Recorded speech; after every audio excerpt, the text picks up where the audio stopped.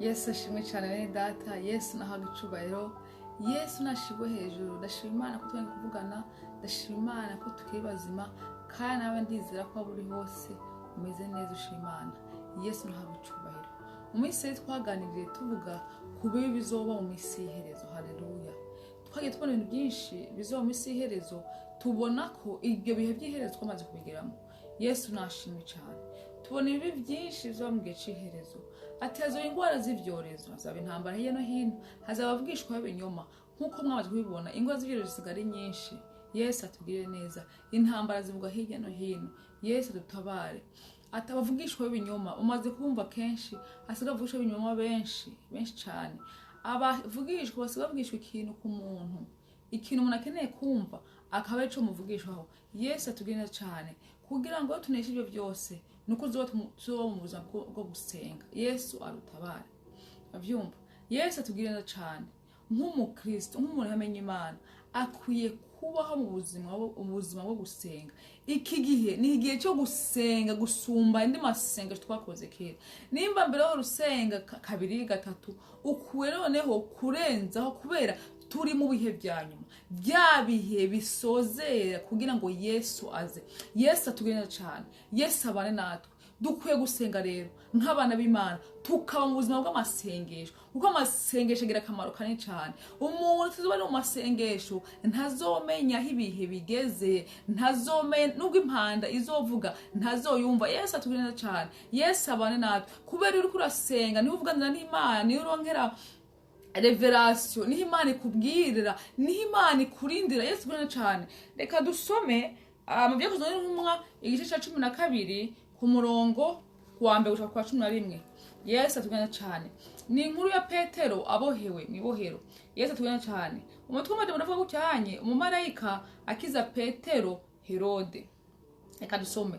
Maze nko muri ico gihe umwami Herode ata mu maboko bamwe bamwishengero ngo abagirire nabi. Yicisha inkota Yakobo mwene nyina wa Yohana. Maze abonye ko bihimbaye abayuda ariyongeza afata na Petero. Hari mu minsi y'imitsima itambiwe. Maze amaze kumufata amushira mwibohero. Amuha abasoda 16 kumurinda ari bane agira ngo azamushikiriza abantu Pasika ishize. Nuko Petero arindirwa mwibohero, ariko abishengero baramusengera batakambira Imana bakobeje. Ku munsi Herode bwaca amushikiriza muri iryo joro, Petero yarasinziriye hagati y'abasoda babiri aboheshejwe iminyororo 2. Abateramyi bari ku rugi barinda inzu y'Ibohero. Maze umumarayika w'umwami Imana amuhagarara iruhande. Umuco ubonesha mu nzu. Akoma Petero mu mbavu. Aramukangura ati vyuka n'ingoga. Iminyororo imuva ku maboko irakoroka. Umumarayika aramubarira ati kenyera wambare inkweto zawe. Abigenza atyo. Kandi amubarira ati kubireho umutabana wawe unkurikire. Arasohoka aramukurikira. Yamara ntiyamenye ivyo umumarayika akoze ko ari iby'ukuri, ariko agira ngo abonye ibyo yeretswe nko mu nzozi. Baciye ku bateramyi ba mbere no ku wa kabiri bashika ku irembo ryugarije urugi rw'icuma rija mu gisagara. Rurabiyugururira ubwarwo. Barenga irembo baca mu nzira imwe. Uwo mwanya umumarayika aca amusiga hano.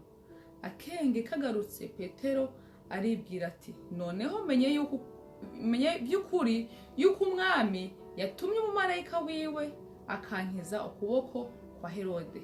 Bo nibyo ubwoko bw'abayuda bwari bushamaje byose. Yesu atugire neza. Murabona ngaha anye ukuntu umumarayika w'Imana yakijije Petero amukura mwibohero. mwibohero aho Herode yari yaramushize. Yesu twene cyane ati yari yamuhaye abasoda 16 babiri bamujyama impande. Nukuvuga ko kote zose hari babiri no ku marembo hari nabandi. Yesu atugirira cyane ku uvyumvise nta mwana w'umuntu uko byagenda kose yotoroka aho hantu. Yesu atugirire neza. Ati haciye gute? Umurongo wa 5 haravuga nuko Petero arindirwa mwibohero, ariko abishengero baramusengera batakambira Imana bakobeje. Yesu atugirire neza cyane. Atabishengero batakambiye Imana bakobeje. Haleluya. Murumva ko ajya amasengesho y'ikintu yakoze. Haleluya. Iyo bishengero badasenga ahubwo bakicarira kurira no kuganya, nta kintu byo gufasha Petero. Ariko kubera bamenye ikintu amasengesho ahindura, ububasha bw'amasengesho, basenze batakambira Imana bakobeje. Imana nuko umumarayika asinziriza babasoda bose, iminyororo ya Petero imuvako, baca no kwirembo ry'igisagara bararengana. Haleluya. Petero abakize gutyo. Turabona rero akamaro k'amasengesho, igituma dukwiye gusenga. Yesu atugirira cyane. Nimba ukiriho ukimeze neza n'imiryango yawe, nuko ari amasengesho wakoze Imana yagiye kwibukira ko, nuko ari amasengesho n'abandi bagusengeye Imana yagiye yumva ikugirira neza irakurinda. Kuko hariho benshi, ari imiryango myinshi yagize ikibazo. Uyu mwaka w'2020 murabizi 2020 ko wabaye umwaka udasa n'iyindi myaka yagiye icaho Yesu tuzi. Yesu tugenda cyane. Rero hari amasengesho yabaye, abera b'Imana barakoze amasengesho kwisi yose. Hari abantu b'Imana batakambiye Imana bakobeje kugira ngo irinde abera bayo, irinde abana bayo, irinde ubwoko bw'Imana aho buri hose, ntibwandurire izo ngwara, ntibugire ikibazo na kimwe. Yesu tugenda cyane. Rero turabona ko amasengesho agira ingufu nini, amasengesho agahikina hindura. Yesu tugenda cyane. Rero nk'abana b'Imana dukwiye kwama dusenga, tukagira ubuzima bwo gusenga. Umuntu wese akagira umwanya wo gusenga, akavuga buri munsi nzofata iyi minota, nzofata iyi saha mbimbere y'Imana. Yesu tugenda cyane. Yesu abane natwe, kubera mu masengesho tuzovuganira n'Imana, mu masengesho no tuzoronkera protection. Nkuko muri Kristo wese akwiye kwama mu buzima bwo gusenga, surtout muri ibi bihe n'ibihe vya nyuma, n'ibihe bibi, n'ibihe bidasanzwe, ntituzi biri imbere. Ariko n'amasengesho menshi ndazi ko Imana izoturinda ikibi cyose n'igisa naco, tuguma tumeze neza. Yesu habwe icubahiro. Yesu bagire neza. Yesu abana abiteho. Nawe utarakizwa, wakire Yesu n'umukiza wawe uyu munsi. Uyu niwo mwanya wawe. Iki nicyo gihe. Ntawomenya ibizoba, ntawomenya mu ndwi ibizoba, ntawomenya mu mwaka uza ibizoba. Ukwiye kwakira Yesu no munsi. Ubu akaniko kajyo niyo opportunity tubonye, kuko ejo ntuzi bizoramuka. Yesu atugenda cyane. Ukeneye ko tugufasha kwakira Yesu n'umukiza, wo twandikira. Yesu akugire neza, nawe Yesu akwiteho. Yesu ababere inyishu y'ibyiza. Yesu ahabwe icubahiro.